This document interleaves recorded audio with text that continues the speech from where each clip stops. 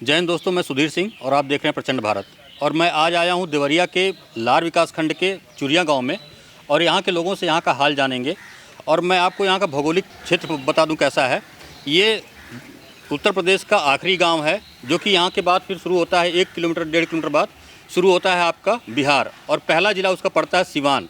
सिवान से यहाँ की दूरी करीब 40 से 45 किलोमीटर पड़ती है। और यहाँ के लोगों से जानेंगे, चुरिया के लोगों से जानेंगे कि 2022 का जो इलेक्शन होने वाला है विधानसभा का, उसमें लोगों का मूड क्या है और 5 साल का जो कार्यकाल है योगी जी का, उसको लेकर के लोग क्या सोचते हैं, उनके कार्य को कैसे लोग आंकते हैं। और 2017 के पहले जो अखिलेश जी का सरकार था, उसमें क्या परिवर्तन दिख रहा है अभी और पहले वाली सरकार में। तो ये सारी चीज़ों को लेकर के हम चर्चा करेंगे यहाँ के लोगों से और इनकी राय जानेंगे। सर, आपका नाम? अरुण कुमार सिंह। सर, 2022 का चुनाव आ रहा है और योगी सरकार का 5 साल करीब करीब पूरा होने जा रहा है। आप बताएंगे कितना अंतर है पहले के सरकार में और अब के सरकार में? योगी जी की सरकार बहुत बढ़िया काम कर रही है, हर क्षेत्रों में, खास करके अपराध पर, भ्रष्टाचार पर बहुत बढ़िया काम उन्होंने किया है जो है जी। और अन्य सरकारों में, इस सरकारों में बहुत अंतर है। ये सरकार बिल्कुल, इसमें न कोई भाईवाद है न भतीजावाद है, बिल्कुल समाज के लिए, सभी वर्गों के लिए सरकार काम कर रही है, खासकर गरीबों के लिए और छोटे जाति मजदूर लोगों के लिए या किसान लोगों के लिए सरकार बहुत बढ़िया काम कर रही है। जैसा कहा जाता है कि ये गोरखपुर से करीब करीब 100 किलोमीटर का दूरी होगा यहाँ का, और ये योगी आदित्यनाथ का छवि और छाप यहाँ पे काफ़ी है। और अगर मैं बात करूँ तो सर 2016 का अगर के पहले, 2017 के पहले की अगर मैं बात करूँ, अखिलेश सरकार थे, आप क्या कहेंगे उनके बारे में? अब अखिलेश सरकार है तो आदमी पीड़ित था पहले, उससे अच्छा तो योगी सरकार है कभी भी। जी जी। यहाँ पे मैं आया था तो लोगों ने बताया मुझे कि 2016 में यहाँ पे एक दंगा हुआ था। और दंगा किस लिए हुआ था? दंगा हुआ था मूर्ति को विसर्जित करने के लिए। यहाँ पे थानाध्यक्ष, एसपी द्वारा इन लोगों को प्रताड़ित किया गया। और जैसा बताया इन लोगों ने कि इस गांव में करीब करीब हर घर के बच्चों के ऊपर मुकदमा दायर किया गया था। क्या था पूरा? उसमें बहुत दिक्कत था सबको, यहाँ से मतलब पुलिस पूरे गांव को लाठीचार्ज किया और खुला, जैसे मतलब हिंदू लोगों को, इसी में मुसलमान को छोड़कर, और खुला लाठीचार्ज कर और गांव के बाहर पूरे गांव के लोग भाग गए थे। एक तरफा हुआ था, बहुत दंगा हुआ था। प्रशासन मतलब बहुत अत्याचार किया था इसमें। आप जानते हैं कि अखिलेश का पूरा कैरियर जो है, या कहिए कि सोशल इंजीनियरिंग की जो थी, पूरी की पूरी MY समीकरण पे चलती थी। तो मुस्लिम तुष्टीकरण और यादवों को अपनी तरफ खींचना, यही उनके पास एक समीकरण था। उसी के मद्देनज़र रखते हुए 2016 में जो दंगा हुआ था और जो कार्रवाई हुई थी, वो इन लोगों उसमें पीड़ित थे और सारी चीज़ों को ये बयान कर रहे हैं। सर, क्या पूरा विवरण क्या था उसका? विवरण ये था कि झंडा लग रहा था दशहरा का, उसमें गांव के बगल के लोगों द्वारा ऑब्जेक्शन किया गया कि झंडा, ये धार्मिक झंडा यहाँ नहीं लगेगा। तो गांव के जो लड़के थे, उन लोग झंडा उखाड़ के फेंक दिया गया। गांव के लड़कों को बुरा लगा तो गांव से भी लोग इकट्ठा हुए वहाँ पे। उसके बाद प्रशासन आई और एक तरफा कार्रवाई करते हुए। झंडा किसका था? झंडा हिंदू का झंडा था, हिंदू का धर्म का झंडा था। और झंडा जब गाड़ा गया था, उस झंडे को प्रशासन ने उखाड़ कर फेंक दिया। और एक तरफा कार्रवाई करते हुए गांव के 7-8 लोगों पे तत्काल तुरंत मुकदमा दर्ज कर दिया, फर्जी मुकदमा। और फिर मुकदमा वापसी के लिए गांव के लोग दबाव बनाने लगे।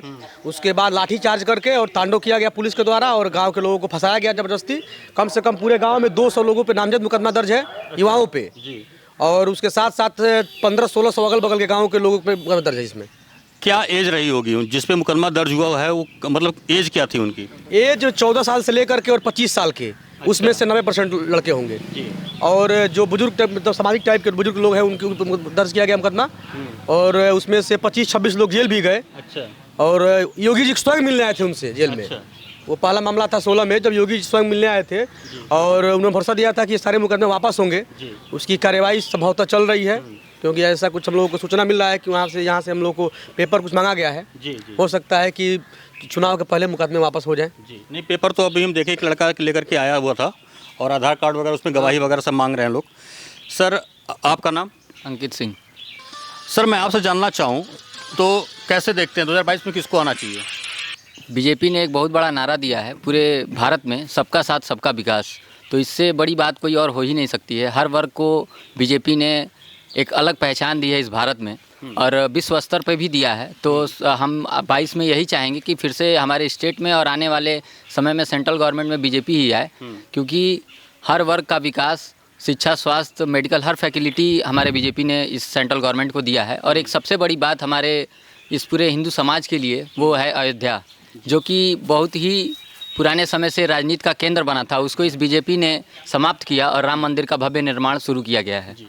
अब जैसा आपने बताया कि राम मंदिर का मुद्दा जो था दशकों से लटका हुआ था, अब ये निर्माण होने जा रहा है। 2023 में उसका डेडलाइन हो चुका है कि 2023 दिसंबर से पहले हम उसको निर्माण करके ला देंगे। एक हिंदू होने के नाते आपसे अगर मैं ये जानना चाहूँ तो हिंदुओं के लिए कितनी बड़ी जीत है ये? बहुत बड़ी जीत है हिंदुओं के लिए, क्या पूरा भारत के लिए एक गर्व का विषय है। बहुत बड़ा ये कार्य किया है सरकार ने, जो है खासकर मोदी जी, योगी जी दोनों ने मिलकर। और ये जो विवाद था, जिससे बहुत सारे विवाद पैदा हो जाते थे, इस विवाद से अब देश में उस तरह का कोई विवाद नहीं है और सब लोग आराम से जी रहे हैं। इस सरकार में कोई भेदभाव किसी के साथ नहीं है। मंदिर मस्जिद, एक दंगे नहीं हुए इस सरकार में। आप देख लीजिए 5 साल बीत गए, एक दंगे नहीं हुए। वैक्सीन लगवाया आपने? हाँ, वैक्सीन दोनों डोज ले लिया मैंने। आपने लगवाया? हाँ, फर्स्ट डोज ले लिया है। आसानी से मिल रही है क्या? बिल्कुल। अब कहीं दिक्कत है वैक्सीन मिलने में कहीं पे भी? नहीं, कोई दिक्कत नहीं है, आसानी से मिल रहा है। सर, आपका नाम? विनोद सिंह। सर, मैं आपसे जानना चाहूँ, अगर ये चूँकि गांव है, यहाँ पे मैक्सिमम लोगों का पेशा जो है खेती का है, उर्वरक जिसको खाद बोलते हैं, हम पहले की गवर्नमेंट में भी देखते थे लाइनें लगती थी रात रात भर खाद लेने के लिए। अब कुछ अंतर दिखता है आपको? बहुत अंतर है हाँ पिछले से इस बार में, तो बहुत अंतर है। यूरिया आसानी से मिल जा रहा है। जी।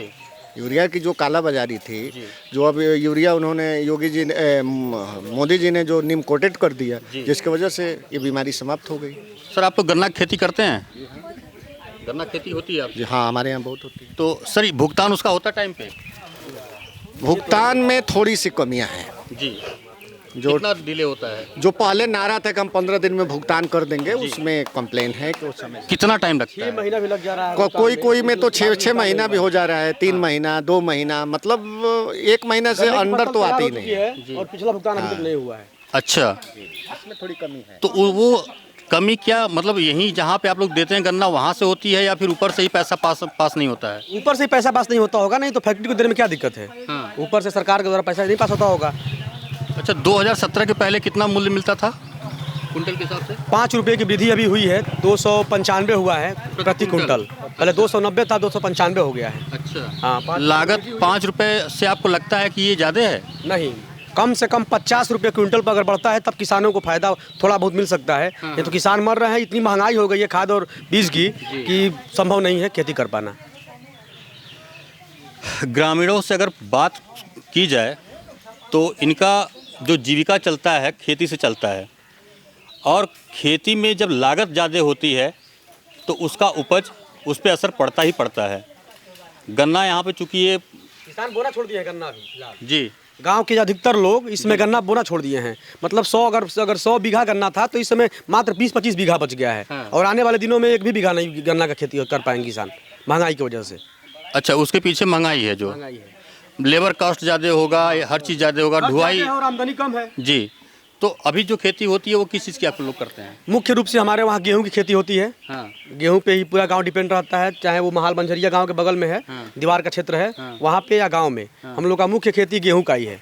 तो न्यूनतम समर्थन मूल्य कितना मिलता है इस समय प्रति कुंटल? इस समय घर से अगर सब कुछ अगर गेहूं लेके जाएंगे तो 1910 5 रुपये के हिसाब से मूल्य मिला है, सबको भुगतान मिला है। अच्छा, वो टाइम पे मिलता है? हाँ, वो तो मतलब 48 घंटे के अंदर पेमेंट मिल जाता है उसका।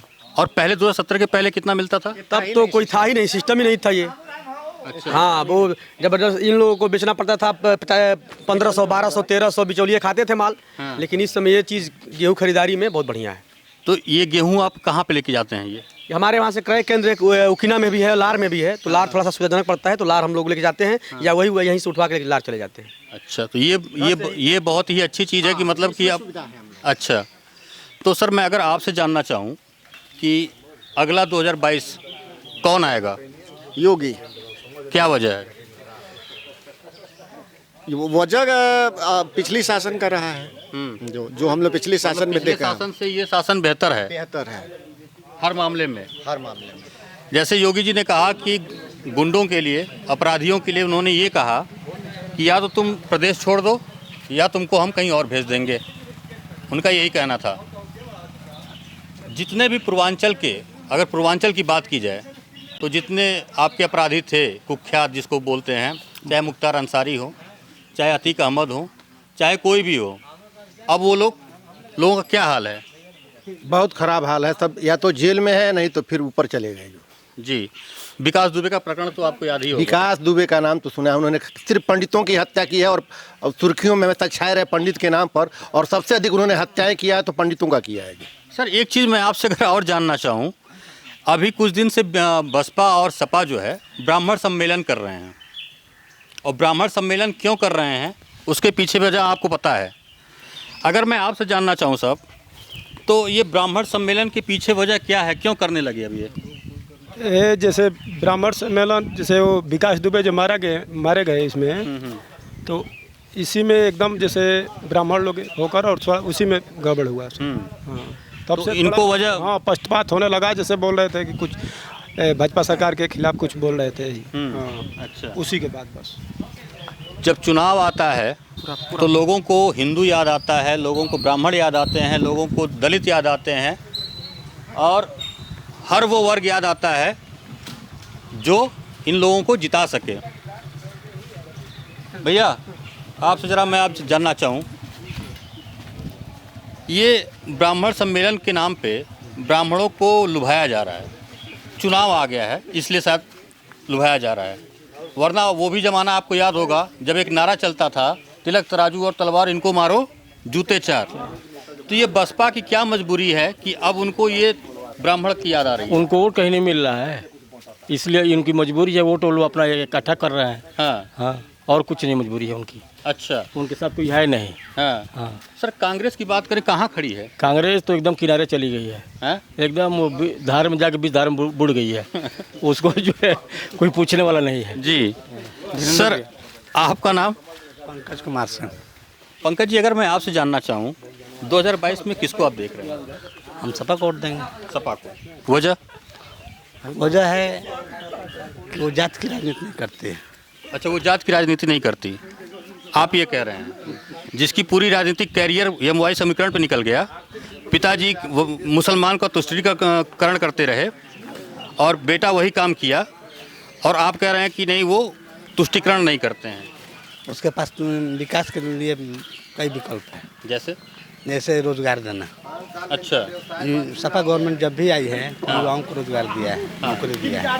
बीजेपी गवर्नमेंट किसको रोजगार दिया है? सर रोजगार तो हम वो भी देखे हैं कि सर वो राह चलते लोगों की छिनैती भी होती थी इसी उत्तर प्रदेश में। तो रोजगार तो ऐसे, अपराधी भी तो ऐसे भी बड़े आधार पर दिया तो इनके पास तो कोई वैकेंसी नाम की चीज़ें नहीं है 4 साल में। जी, एक भी वैकेंसी आप बता दीजिए। कोई एक काम जो आपको बहुत बढ़िया लगता है किस बीजेपी का? बीजेपी का सबसे बढ़िया उनका काम लगता है धर्मांतरण करना। अच्छा, धर्मांतरण करना। किसका धर्मांतरण करते हैं? हिंदू धर्म का बढ़ावा देना। ये गलत है? ये सही है, हम कहाँ कर रहे हैं गलत। अच्छा, तो ये सबसे अच्छा काम उनका है। हाँ, मतलब जो हिंदू धर्म को जगाना, हिंदू धर्म को आगे बढ़ाना। जी, तो सपा में नहीं होता था? नहीं, सपा में नहीं होता। तो ये तो गलत है फिर आपके हिसाब से, सपा को भी करना चाहिए। एक धर्म को लेकर क्यों नहीं चला जाएगा? भारत केवल एक ही धर्म के लोग नहीं, इसमें 4 धर्म के लोग। तो आपने देखा कि ये चुरिया गांव से आज मैं यहाँ पे था और यहाँ के लोगों का मैं मूड जानने की कोशिश कर रहा था